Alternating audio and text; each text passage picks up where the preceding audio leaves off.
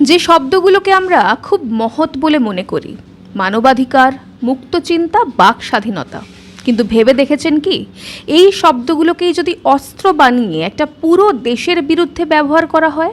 অরুন্ধতী রায় বা নিবেদিতা মেনন, বাইরে থেকে এদের বুদ্ধিজীবী, লেখিকা কিংবা প্রগতিশীল চেহারায় দেখানো হয়। সাধারণ মানুষের কাছে এদের ইমেজটা এমন যেন এরা শোষিত, নিপীড়িত, বঞ্চিত শ্রেণীর পক্ষে লড়াই করছেন। কিন্তু এই মুখোশের আড়ালে আসলে কোন খেলা চলছে? কেন এরা বারবার দেশের সার্বভৌমত্ব, আমাদের আইনি ব্যবস্থা আর কাঠামোর বিরুদ্ধে অদ্ভুত সব ন্যারেটিভ তৈরি করেন? আর সবচেয়ে বড় প্রশ্ন, এই যে ন্যারেটিভের পিছনে ফান্ডিং, এজেন্ডার আন্তর্জাতিক যোগসূত্রতা ঠিক কার? আজকের এই এক্সপ্লেনারে কোনো ছদ্ম বুদ্ধিজীবীদের জায়গা থাকবে না। নথিপত্র, পুরনো তথ্য আর এদেরই বলা কথার ধোঁয়াশা সরিয়ে ছকে বাঁধা সেই সুপরিকল্পিত রহস্যের আসল রূপটা আমি এক এক করে ডিকোড করব। ধৈর্য ধরে বসুন, কারণ সত্যিটা হয়তো বেশ অস্বস্তিকর। নমস্কার, আমি স্বাতী। মাধ্যম ইউটিউব চ্যানেলের আরও একটি ভিডিওতে আপনাদের স্বাগত জানাই। অরুন্ধতী রায় বিশ্বমঞ্চে ভারতের অন্যতম এক পরিচিত নাম। 1997 সালে তার প্রথম উপন্যাস দ্য গড অব স্মল থিংকের জন্য তিনি সাহিত্যের মর্যাদাপূর্ণ বুকার পুরস্কার পেয়েছিলেন। এক রাতের মধ্যে আন্তর্জাতিক খ্যাতি, প্রশংসা আর আলো এসে পড়ে তার উপর। কিন্তু সাহিত্যের এই উজ্জ্বল অধ্যায়ের পরেই তার মূল রূপান্তরটি ঘটে যায়। তিনি নিজেকে আত্মপ্রকাশ করেন একজন পরিবেশ কর্মী, মানবাধিকার রক্ষা আন্দোলনকারী এবং প্রগতিশীল সমাজচিন্তক হিসেবে। বাইরে থেকে দেখলে মনে হতে পারে তিনি একজন নিঃস্বার্থ বুদ্ধিজীবী। তিনি সব সময় শোষিত এবং অনগ্রসর মানুষের পক্ষে কথা বলছেন। কিন্তু তার সাহিত্য পরিচয়ের আড়ালে যে রাজনৈতিক অবস্থানটি রয়েছে তা নিবিড়ভাবে পর্যবেক্ষণ করলে এক ভয়ঙ্কর চেহারা সামনে উঠে আসে। দেখা যায় রয়েছে এক ভয়ঙ্কর বৈপরীত্য। এই যে সাহিত্যিক, সমাজকর্মী, এই পরিচিতির আড়ালে তার প্রথম এবং বড় বিতর্কিত অবস্থানটি স্পষ্ট হয় 2010 সালে। দিল্লিতে আয়োজিত একটি সেমিনারে তিনি প্রকাশ্যেই দাবি করেন কাশ্মীর নাকি কখনোই ভারতের অবিচ্ছেদ্য অংশ ছিল না। একটি স্বাধীন সার্বভৌম রাষ্ট্রের ভৌগোলিক অখণ্ডতাকে এভাবে প্রকাশ্যে অস্বীকার করা এবং সেই বয়ান আন্তর্জাতিক স্তরে ছড়িয়ে দেওয়ার উদ্দেশ্য বা অর্থ কী হতে পারে? একটি বক্তব্যের জন্যই সম্প্রতি তার বিরুদ্ধে বেআইনি কার্যক্রম প্রতিরোধ আইন বা ইউএপি এর অধীনে মামলা রুজু করার অনুমতি দেওয়া হয়েছে। রাষ্ট্রের দেওয়া বাকস্বাধীনতা এবং সুরক্ষার সুবিধে ভোগ করে সেই রাষ্ট্রের অস্তিত্বকে অস্বীকার করা, এটাই অরুন্ধতী রায়ের প্রথম বড় কৌশল। একবার ভাবুন, যে কাশ্মীরের জন্য আমাদের শ্যামাপ্রসাদ মুখোপাধ্যায় প্রাণ দিয়েছিলেন, ভারতের হাজার হাজার সেনা যে কাশ্মীরের জন্য বলি প্রদত্ত, সেই কাশ্মীরকেই অস্বীকার করে প্রথম আন্তর্জাতিক মঞ্চে বিতর্ক তৈরি করেছিলেন এই অরুন্ধতী রায়। এরপরেই রয়েছে তার আর এক কীর্তি। তিনি বামপন্থী সশস্ত্র উগ্রবাদকে প্রাতিষ্ঠানিক বৈধতা দেওয়ার কথা বলেন। যখন ভারতের বাস্তার এবং দান্তেওয়াড়ার মতো অঞ্চলে মাওবাদী হামলায় শত শত সিআরপিএফ জওয়ান এবং সাধারণ আদিবাসী প্রাণ হারাচ্ছিলেন, ঠিক তখন অরুন্ধতী রায় তার সেই সশস্ত্র মাওবাদীদের কি আখ্যা দিয়েছিলেন জানেন? তিনি তুলনা করেছিলেন তাদের গান্ধীবাদী উইথ আ গান বা বন্দুকধারী গান্ধীবাদী বলে।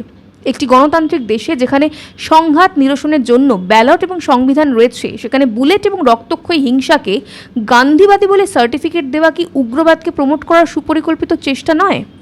ভারতের আভ্যন্তরীণ নিরাপত্তাকে ভেতর থেকে দুর্বল করার এই প্রবণতা তার একাধিক লেখায় স্পষ্ট। এছাড়াও তিনি যে কৌশলটি দীর্ঘদিন ধরে ব্যবহার করছেন তা হল আন্তর্জাতিক মিডিয়া এবং বিদেশি মঞ্চকে ব্যবহার করা। দ্য গার্ডিয়ান বা দ্য নিউ ইয়র্ক টাইমসের মতো প্ল্যাটফর্মে তার প্রবন্ধগুলোতে ক্রমাগত তিনি ভারতকে একটি অনগ্রসর, অত্যাচারী এবং দমন পীড়নকারী রাষ্ট্র হিসেবে তুলে ধরেন। তিনি ভারতের বিরুদ্ধে এমন এক ন্যারেটিভ বিগত বছরগুলিতে তৈরি করেছিলেন বা করার চেষ্টা করেছিলেন যেখানে ভারতের সেনাবাহিনী, নির্বাচন কমিশন এবং বিচার ব্যবস্থাকে কাঠগোড়ায় তোলা হয়। এর ফলে একদিকে যেমন আন্তর্জাতিক স্তরে ভারতের রাজনৈতিক এবং অর্থনৈতিক ভাবমূর্তি ক্ষতিগ্রস্ত হয়, তেমনি অন্যদিকে বিদেশি শক্তিগুলোতে ভারতের আভ্যন্তরীণ বিষয়ে কথা বলার সুযোগ করে দেওয়া হয়। আপনি ভেবে দেখুন, আপনি দেশের একজন মানুষ, দেশের খাচ্ছেন, পড়ছেন, দেশে শিক্ষা নিচ্ছেন, দেশের জলবায়ু বাঁচছেন, দেশের টাকায় বাঁচছেন, আর দেশের বিরুদ্ধে আন্তর্জাতিক মিডিয়া, আন্তর্জাতিক পরিকাঠামোকে উস্কে দিচ্ছেন।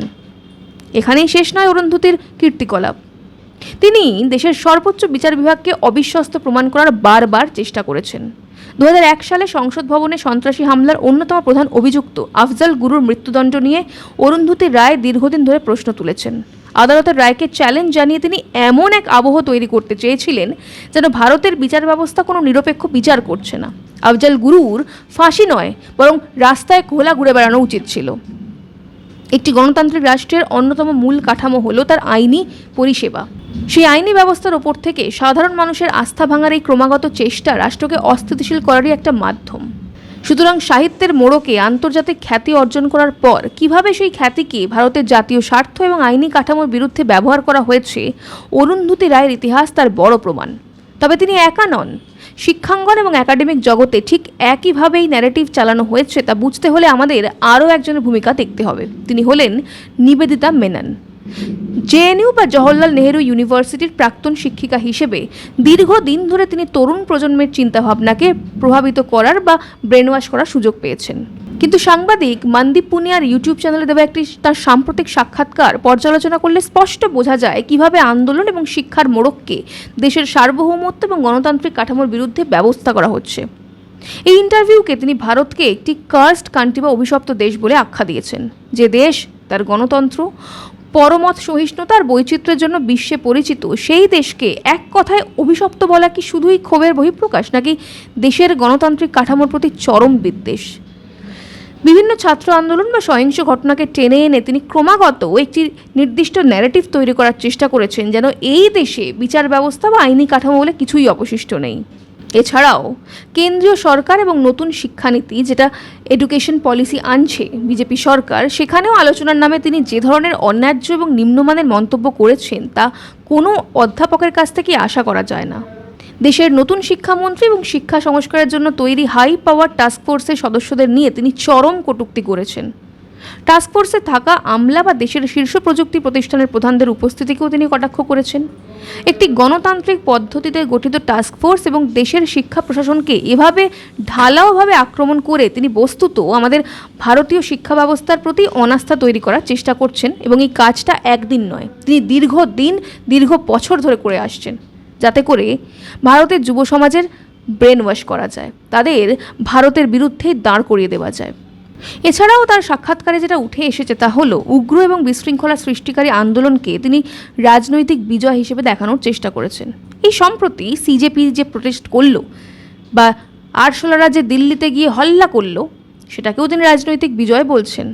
দিল্লিতে পুলিশি আক্রমণ বা সংসদ ভবনের দিকে হিংসাত্মক অভিযানের মতো ঘটনাগুলিকে তিনি অ্যাকাউন্টেবিলিটি বা জবাবদিহিতার আন্দোলন বলে গৌরবান্বিত করার চেষ্টা করছেন। এখানেই শেষ নয়, দিল্লির দাঙ্গায় অভিযুক্ত উমার খালিদ থেকে শুরু করে সিএএ বিরোধী উগ্র অবস্থানকে তিনি একটি সুপরিকল্পিত বিপ্লবী ধারাবাহিকতা বলে সমর্থন জানিয়েছেন। অর্থাৎ তিনি বলতে চাইছেন সিএএর বিরুদ্ধে দেশ জুড়ে যে নাশকতা এবং ভাঙচুর চলেছিল সেটা সমর্থনযোগ্য ছিল। তিনি বলছেন উমার খালিদ যে ধরনের কথাবার্তা বলেছে, মানুষকে উস্কে দিয়েছে, সেটা সমর্থনযোগ্য ছিল। এই যে আইন শৃঙ্খলা বিনষ্টকারী পদক্ষেপ হয়েছে বারবার, সেটাকে তিনি বলছেন সঠিক কাজ। এটা কি একজন দায়িত্বশীল শিক্ষাবিদের মতন কথা হতে পারে? যিনি দেশকে ভালোবাসেন, যিনি দেশের ভালো চান, এমন কোনো মানুষ এই কথা বলতে পারে কি? সবচেয়ে অবাক বিষয় হলো আন্দোলনের নামে থাকা দেশের প্রধানমন্ত্রী বা সাংবিধানিক পদে থাকা ব্যক্তিদের উদ্দেশ্য করে দেওয়া চরম অশালীন গালাগালি এবং ভাষার ব্যবহারকে তিনি ব্যাজ অব অনার বা প্রতিরোধের প্রতীক হিসেবে ডিফেন্ড করছেন। এই যে ককরোচদের যে প্রতিবাদ মিছিল, সেখানে অশ্লীল ভাষায় গালিগালাজ করা হয়েছে প্রধানমন্ত্রীকে এবং তার মা তুলে কথা বলা হয়েছে, রাষ্ট্রপতিকে অপমান করা হয়েছে, সেটাকেও তিনি ডিফেন্ড করছেন। ফেমিনিস্ট এবং কুয়োর থিওরির ছদ্মবেশে তরুণ সমাজকে অশালীন ভাষা এবং অবাধ্যতার পাঠ দেওয়া কি নৈতিকভাবে একজন শিক্ষকের দেউলিয়াপনা নয়? একজন শিক্ষক তিনি তো রাস্তা দেখাবেন, তার বদলে তিনি ভুল পথে চালিত করছেন। কাজে আমাদের বুঝতে হবে এই নিবেদিতার মতন লোকজনের আসল উদ্দেশ্য কিন্তু শিক্ষা দেওয়া নয়, আসল উদ্দেশ্য হলো তরুণ সমাজকে হিংসা এবং বিশৃঙ্খলার দিকে ঠেলে দেওয়া। আরও বড় বিষয় রয়েছে, এই নিবেদিতার মতো লোকজন দেশের পুরো রাজনৈতিক ব্যবস্থা এবং সাংবিধানিক সংস্থাকে অস্বীকার করেন। নিবেদিতা দাবি করেছেন দেশের ইভিএম, নির্বাচন কমিশন বা বিচার ব্যবস্থা নিরপেক্ষ নয়। এর মানেটা খুব পরিষ্কার, তিনি পুরো নির্বাচনী পদ্ধতিকেই ভুয়ো বলে দাবি করছেন। আর এই কৌশলটি বারবার ব্যবহার করে আসছে বামপন্থী বুদ্ধিজীবীরা। যেখানে তারা জেতে সেখানে ইভিএম ভালো থাকে, আর যেখানে তারা হেরে যায় সেখানে পুরো সিস্টেমের দোষ, ইভিএমের দোষ, দেশের জনগণের দোষ। আদতে এরা গণতন্ত্র মানেই না। এরাই তারা যারা সংসদকে শুয়োরের খোয়ার বলেছিল। আমি আমার এই ভিডিওতে দুজনের নাম তুলে ধরলাম, অরুন্ধতী রায় আর নিবেদিতা মেনন। কিন্তু তালিকাটা কি এখানেই শেষ? একদমই নয়। শিক্ষাক্ষেত্র থেকে শুরু করে সাহিত্য, মিডিয়া থেকে আন্তর্জাতিক মঞ্চ, এমন বহু নাম লুকিয়ে রয়েছে যারা প্রতিনিয়ত প্রগতিশীলতার ছদ্মবেশে দেশবিরোধী কাজ করে চলেছে। এটাই বাম ইকোসিস্টেমের আসল রূপ। তবে আপনারা যদি চান আমি এই তালিকায় আরও যাদের নাম রয়েছে তাদের প্রত্যেকের ছদ্ম বুদ্ধিজীবিতার মুখোশ তথ্য দিয়ে খুলব। পরবর্তী ভিডিওতে আপনারা ঠিক কাদের কাদের মুখোশ উন্মোচন দেখতে চান জানান আমাদের কমেন্ট করে। আজ এই পর্যন্তই, দেখা হবে পরের একটি ভিডিওতে। ততক্ষণ পর্যন্ত সঙ্গে থাকুন, দেখতে থাকুন মাধ্যম।